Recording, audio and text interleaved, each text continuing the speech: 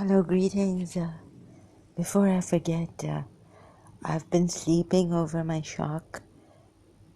What can I don't know what to do. So, it's my religion. It was very dear to me, very close. Imam Hassan and all this, although later on something was happening, but I still can't believe that this is a false religion. So, woke up, have been sleeping and like not been able to really eat properly or make food or anything. So wanted to make tea but slept. Couldn't get up because I was in a shock. So I slept over that pain. And I mean, I couldn't take it. What was coming to, what I shared here, what was coming to me through the reason, my contemplation on Surah Tahrim. So as I woke up, voices with force. What is this? Please, can someone? Is this schizophrenia really?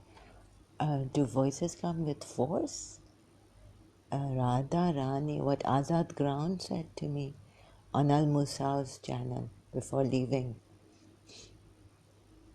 Radha Rani, तुम्हारी मनमानी नहीं चलेगी. So you know that force, also what it does is it provokes, it disturbs me. Because usually now, I mean, to hang on to this, who is Azad Ground to me? He's not, no one, nobody. I don't have to go to his live stream or anything. I have better things to do. So, yeah, I'm like this. Oh, so the thing is that I want to correct. So disturbed. I just woke up. I did make tea. I don't know. Did I wash my... So, no. No, I couldn't wash my face. So I'm very disturbed, very shocked. But I don't want anyone's pity or sympathy here. I'm just saying if you... No, I don't want you even... I can take care of myself as long as hopefully किसी के मोहताज इधर तौबा करो. Right? The people are very cruel and you should... I've seen that. Like right now, there's something about these Amina Sardar, because I'm feeling a lot of pain. But if someone isn't, having left their religion, it doesn't mean that they are not true ex-Muslims. I wouldn't say that. But you know, like there was some thought, devilish thought crept in. Like, but in normal, like I would not accuse Amina Sardar or say this publicly. That, they're on Al Musa's channel and maybe I may not understand your way and your this thing, but that doesn't mean I falsely accuse you people or out of malice say something. So it's like talking to my part, or did the devil creep in? No, I cannot say in public this kind of a thing against people that they are not real ex-Muslims, although not Amina's, not on this. Maybe she, I don't know what her thing is. Sorry, I don't speak. But so I realized this is not me. This is not my thought. This is someone trying to trap me against. This is not my real self. That, do you think Amina Sardar or people, who don't feel that much pain and but got out of this thing? So I was like, no, leave this alone, please.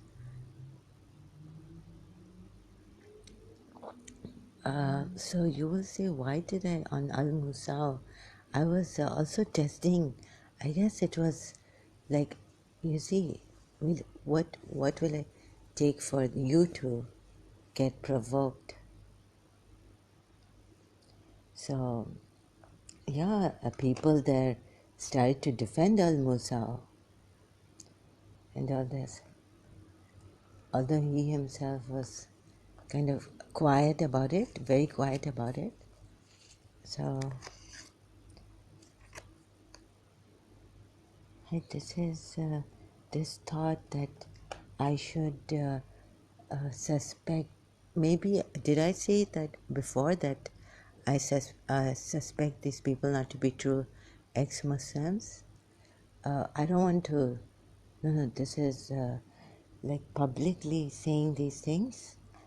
In my normal state, usually I would not. But if the madness under this spell and all this, then I disclaim. I'm sorry, I apologize, it's not me. Yeah, but what I said about Amina Sardar was that she stormed out on me, personally saying that, taking it personally, that I was saying you don't understand Arabic. I didn't say that. So about Khamar and all this. On live stream, first I put a comment there. And then when I went on a live stream, she said, yes, Zara, oh, I didn't see that comment, or maybe she said something like this. Then she told me on live stream. So, but I was in the comment section. I wouldn't know. So there's something I can't explain. Okay, correction about Surah Tahrim. I said, there's this verse I said in my previous video about, we have not sent this down to distress you. Surah Taha. So there's nothing wrong in, I think you people, some of you who are brave enough, if you cry in public, there's nothing wrong with that. But it's not that we want pity or sympathy. But it's nothing wrong in showing your feelings. There's nothing wrong in showing your weakness. Yeah, there are very terrible people out there who don't care whether you have mental issues or whatever you have. I like some of these ex-Muslims.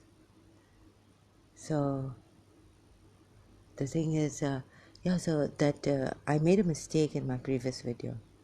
Surah Taha, not Tahrim. And I was discussing Surah Tahrim. So Prophet Muhammad withstood, his ground against hypocrites and in war, and those who gave him a very, very hard time, gave him wars to fight, right? That's what we were told. So don't you think that since from the eyes of the Shias, not looking at those two wives, because the Shias have seen the Sunni sources and gathered that these two wives were hypocrites, and so were their fathers, who were the caliphs. Sunni, Umayyads, Sunnis take them as caliphs, rightful Rashidun, rightly guided caliphs. But the Shias don't. They consider them hypocrites, as they thought Prophet Muhammad did. Through the sources, gathering all the sources, research and all this, through all that. Through the own Sunni sources, Umayyad sources, Abbaside, Umayyad, all that gathered together. So if you consider these two wives hypocrites, this is for the Shias, then the fathers, don't you think, and that verse in the Quran, Surah Azab, do not hearken, I think it's in Surah Azab, do not hearken to the believers, what am I saying? do not hearken to, do not hearken to the hypocrites and the disbelievers. So he's Surah Azab, just check here. Hello, yeah, so it is the first verse. Sorry, I just, it's my, here what I showed. I removed my hand and I cannot edit my audio. I'll just upload it like that, unfortunately. So, oh, I don't want people to see anything of my, like, people are really very brutal, not understanding. Okay, now, okay, so we have this. The Prophet Muhammad withstood so much, right? He stood his ground against someone like Abu Jahl and Abu Lahab. Are they the same? Abu Jahl and Abu Lahab, father of fire and father of Jahl. So, I don't know. But then he became, did Abu Jahl then become Abu Lahab? Or, anyways, so he withstood all this pagan Arab hypocrisy and wars, aggression against him, exile in the beginning.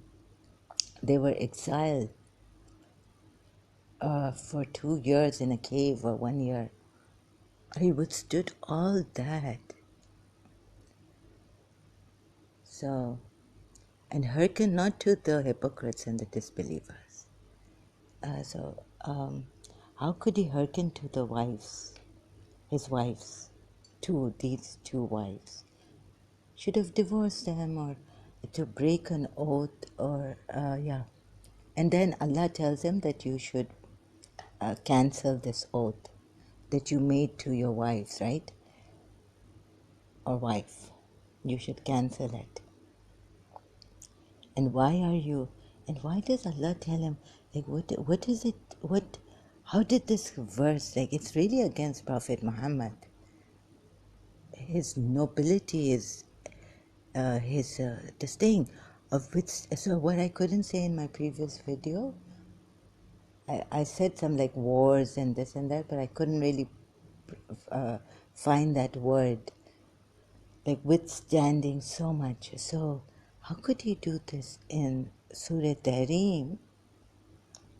I mean, and then it's come out, right?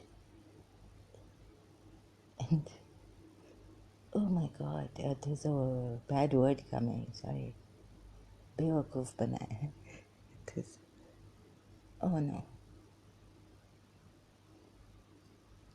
What is this? Am I connected? It's very, very draining. Already, so I don't want but I would like people to be compassionate and empathetic, understanding towards others. There's nothing wrong in being truly, sincerely sympathetic and understanding, giving understanding hearts. In fact, it's very courageous to be kind and truly sympathetic and understanding. And only, what do you call that? Very, it's cowards don't show their feelings. Only cowards are like that. So, who, like, we want to be macho, so people, only cowards are so, but very, courageous people, they show kindness and they're not scared of much what the people will think about their kindness. Okay, so this verse gives away, if looking at it, just so the Shias have, I could not find a good reason behind like taking an oath.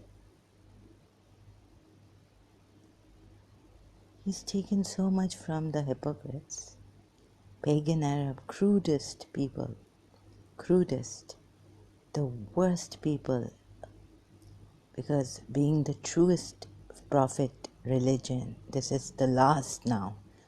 And so he got the worst of the hypocrites, the worst of jahilat, ignorant people in darkness, dark ages, and ignorant and crude and cruel and aggressive and burying their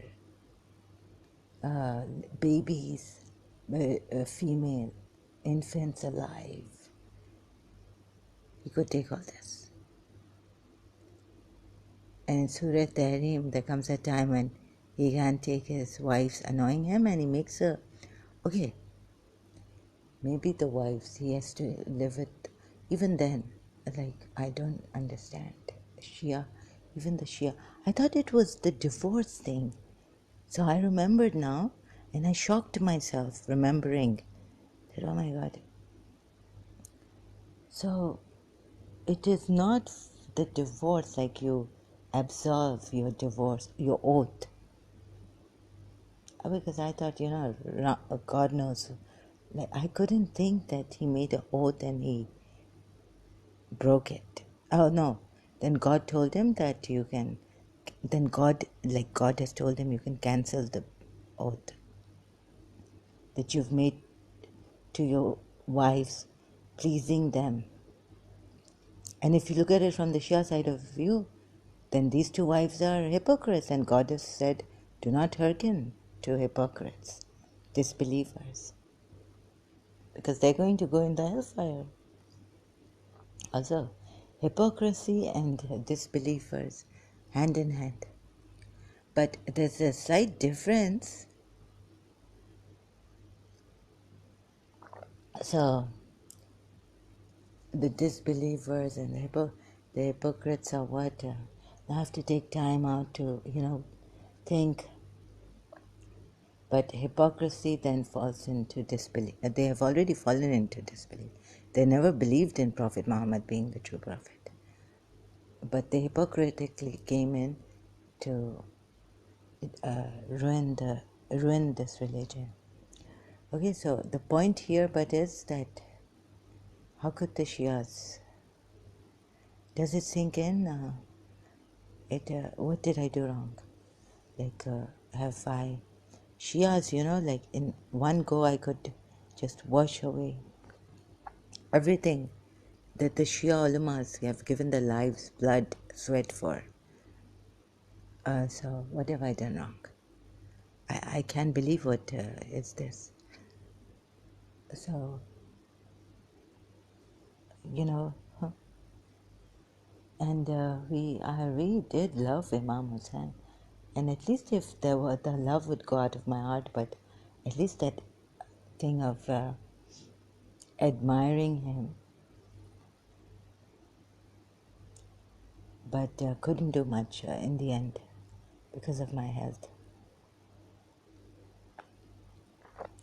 Even if sometimes I would in doubt, but I was still a Shia, it's like a cult. It's a cult. You can't leave it. But why did God, now you see the Shias are going to question this, that why did God reveal this kind of weakness of Prophet Muhammad, or, not to hearken? Why would they, somehow, what happened? Somewhere this person is caught in his own, entangled in his own great, great, very great person,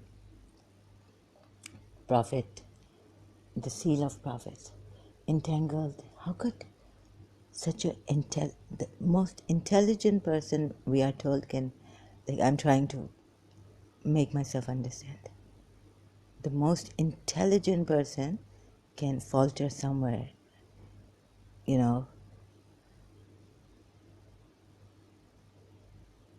But that's something about truth. No matter how much you try to hide it and show that you, if you know, you are a true person, and so somewhere your own intelligence gets you. We are told this happens. Now I have to understand how this happens and ponder over it. But to hearken to disbelievers and hypocrites, even though the wise, not allowed. And yet he did. So, can you believe what is this? I can't believe it. The Shias used his like a true prophet. Or so, what a cult this Prophet Muhammad has given. And I'm grateful to those who, like I felt someone, Paramahamsa Vishwananda, that why don't you, the first time about this, I was like, no, I don't want to go on. I felt someone, I sensed him, Paramahamsa Vishwananda, Bhakti Marga's master, and I was like, no. You see, I'm so sick and tired of these ex-Muslims, and they want to crush, they want to, like, you don't say anything, and I feel, so, no, and also because I was reluctant, because now there was a certain feeling. So if I'm telling him, hurry up, come out, please tell us you are the Kalki,